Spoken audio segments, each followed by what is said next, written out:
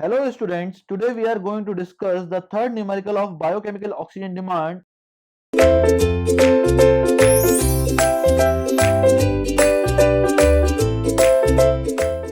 Question is given as, if L7 is equals to 200 milligram per liter and K is equals to 0.01 per hour, then find the BOD5.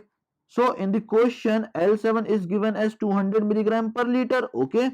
Now L7 will be equals to L0 e to the power minus KT.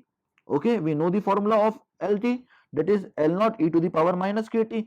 But K is given here as 0.01 per hour, but we always want the value of K in per day basis, so we need to divide this value by 1 by 24. So we will convert this value into per day basis and it will be equals to 0.24 per day. That will be the value of K in per day basis. Clear?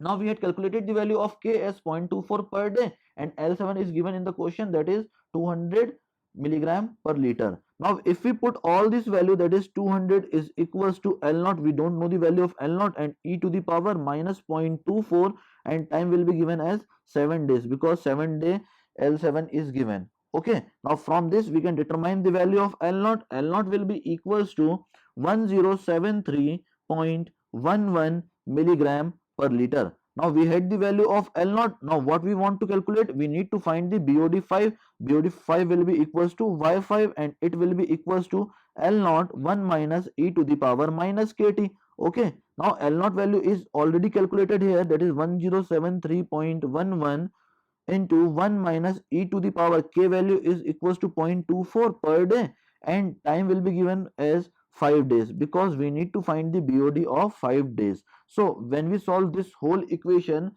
the value will be coming out as 749.89 milligram per liter. So that will be the 5 days BOD, which will be equals to 749.89 milligram per liter. That is all about this question. Thank you very much, students.